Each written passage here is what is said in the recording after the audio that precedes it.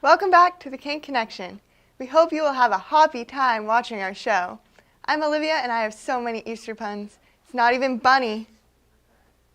I'm Jillian. First up, an excellent news report from Shanna.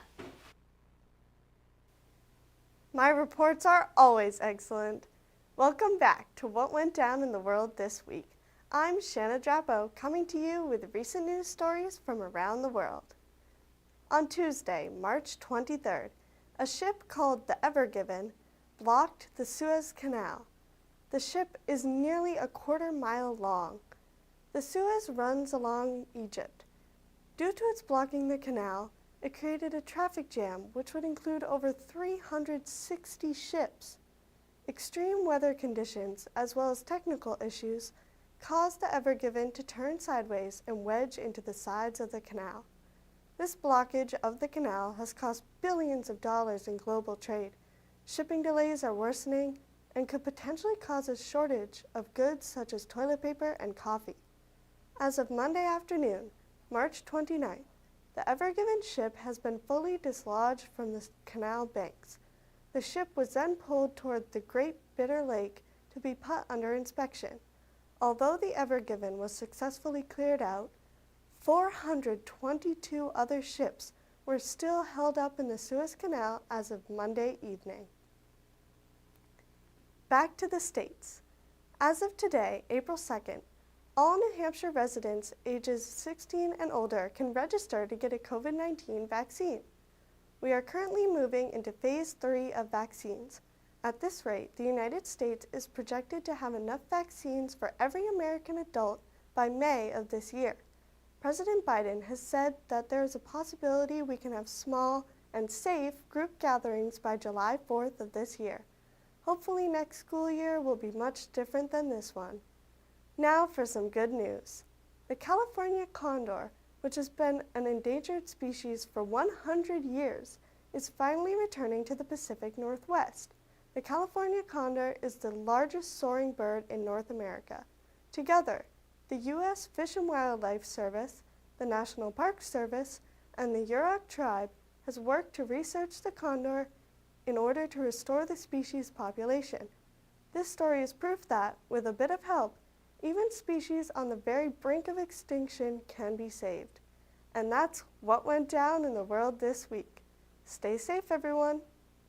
Thank you, Shanna. Now I am way too excited about this new video from Tucker. Let's see what he has to say.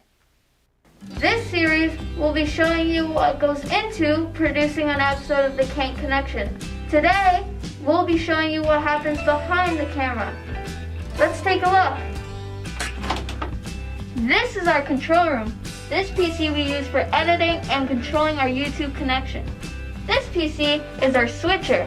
This we use to show what's going to go up on air. Every one of our anchors wears a wireless microphone.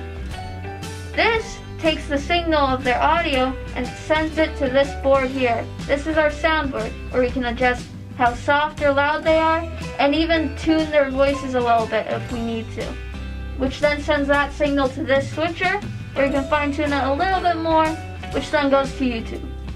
There are two people that work in this room. Whoever sits over here, their job is to follow along with the script and to man this audio board to turn up and down the anchor's mics.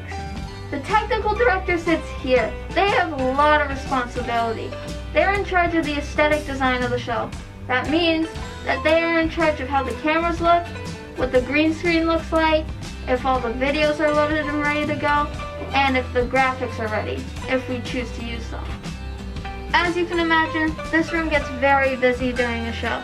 The two people that work in here have to think fast, make changes quickly, and they have to improvise in crucial moments. I love working in this room, and if you're like me, you'll love the fast pace and you'll love having to improvise, and the reward being producing a show every week.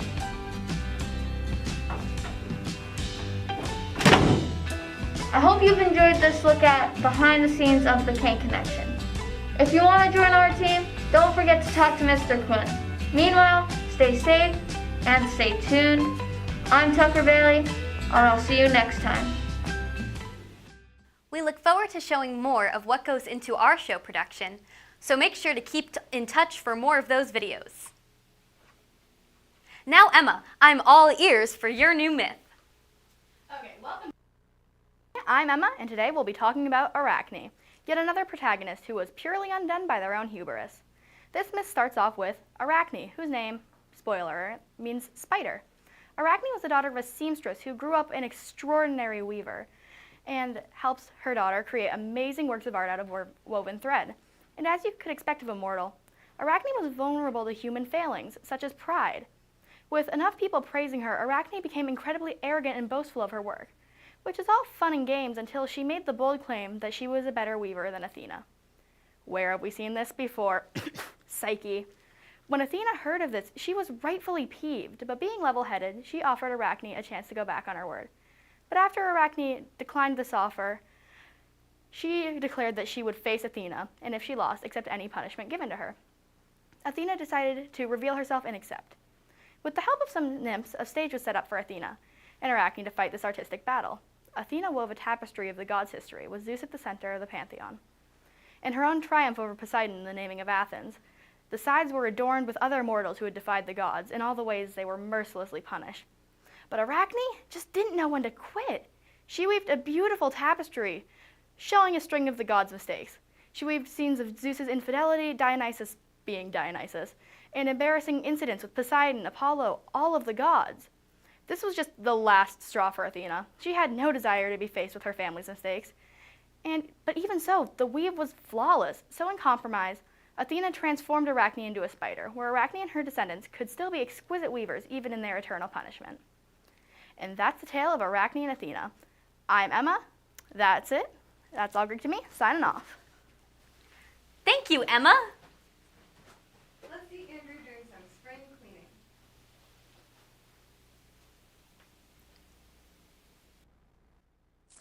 Hi everyone, my name's Andrew, and today we're going to be doing some spring cleaning. As you can see, we have a couple things that we've broken over the winter. We have this roof rake where the aluminum snapped because I slammed it into the snow too hard, and we have this chair that we snapped as well.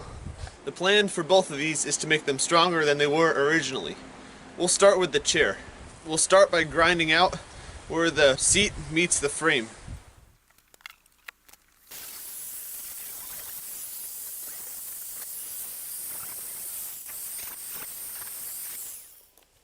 Now that our materials are clean, we can weld them up.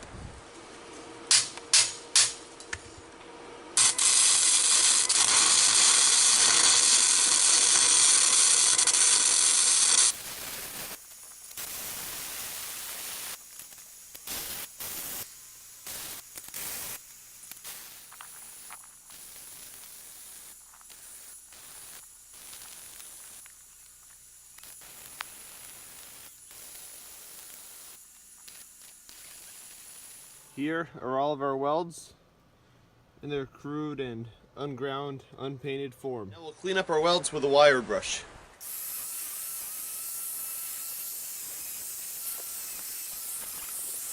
So here are all of our welds all cleaned up. Now we'll prime it and then paint it.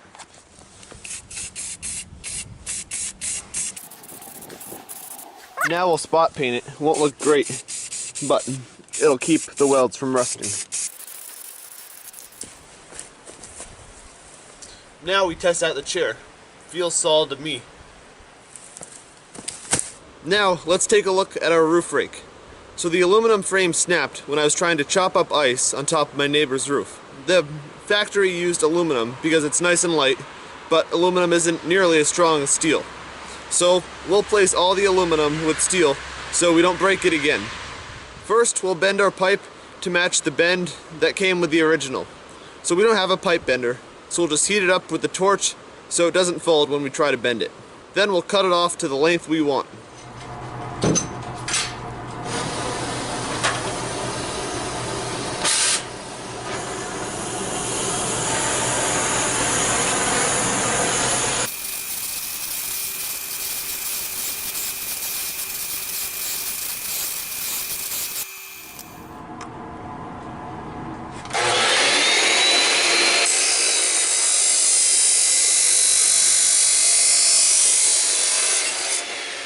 The extender pole won't fit because the pipe is too narrow.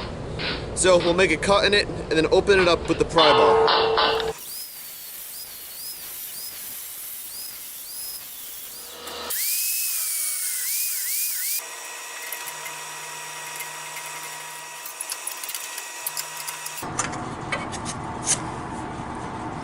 Now we'll cut a patch and weld it over so it doesn't open up further.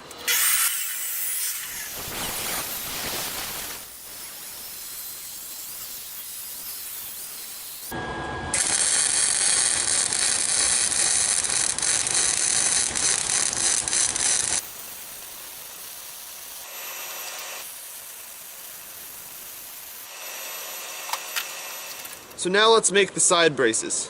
We'll cut two 16-inch pieces of 1-inch flat steel, then hammer angles into the end that add up to 90 degrees.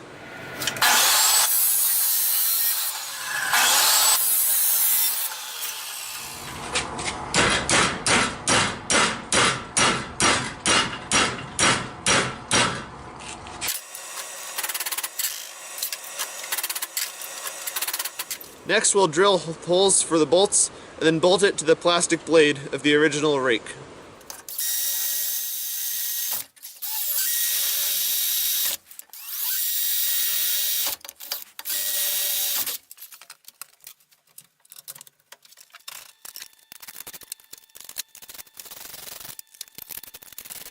Now let's weld the side braces onto the main pipe.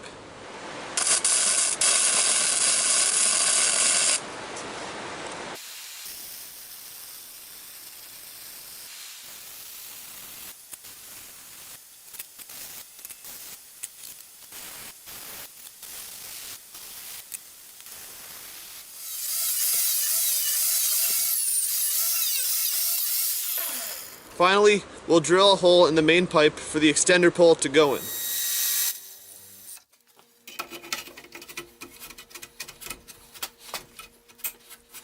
Time for paint.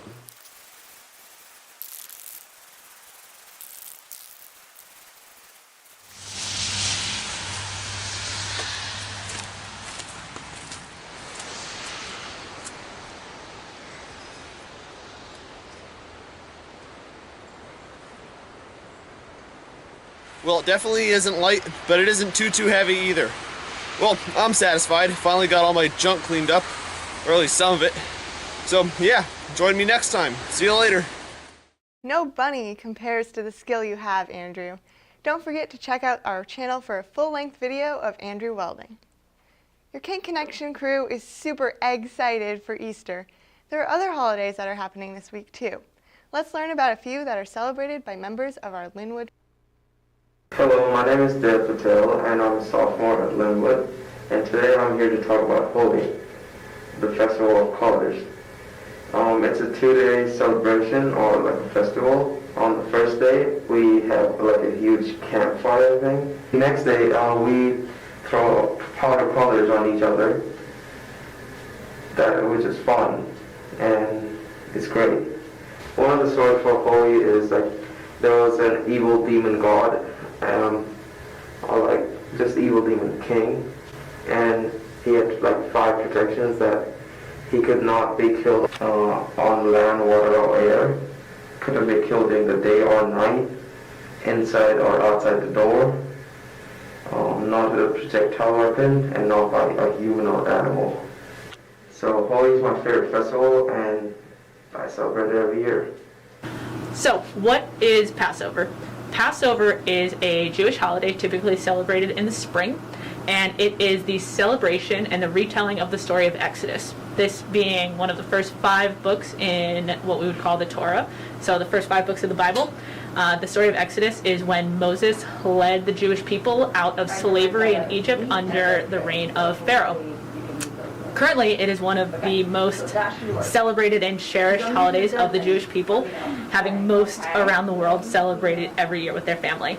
To celebrate it, people gather together to have a dinner, and this dinner is referred to as a Seder. Seder means order.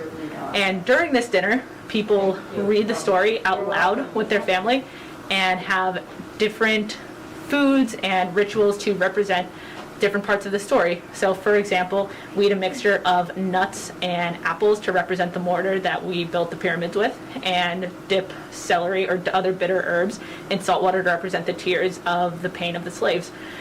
So this is one of my favorite holidays, and it's something that I look forward to every year. So I hope that this was educational and enjoyable, and happy Passover.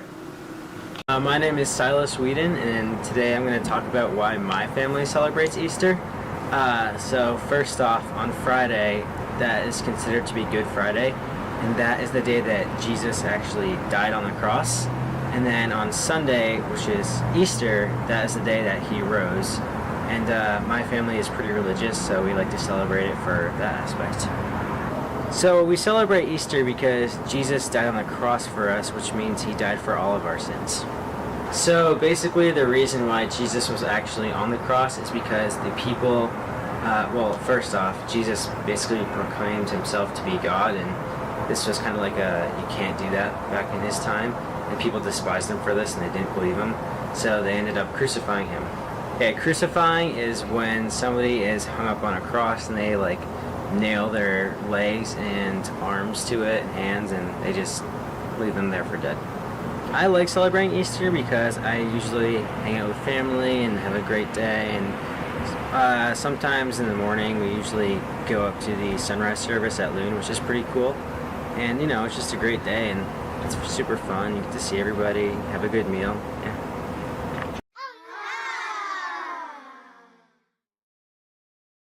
Holy wow! I sure am glad I didn't pass over that part of the show. A holy and Passover joke, Jillian? Really? I wanted to represent them all. Now we have part 2 of the YLTA ski trip. Let's check out all this fast flying fun. Hello, my name is AJ, and for my Good morning, people. We're here with the YLTA group. What's good, Lin-Wood family?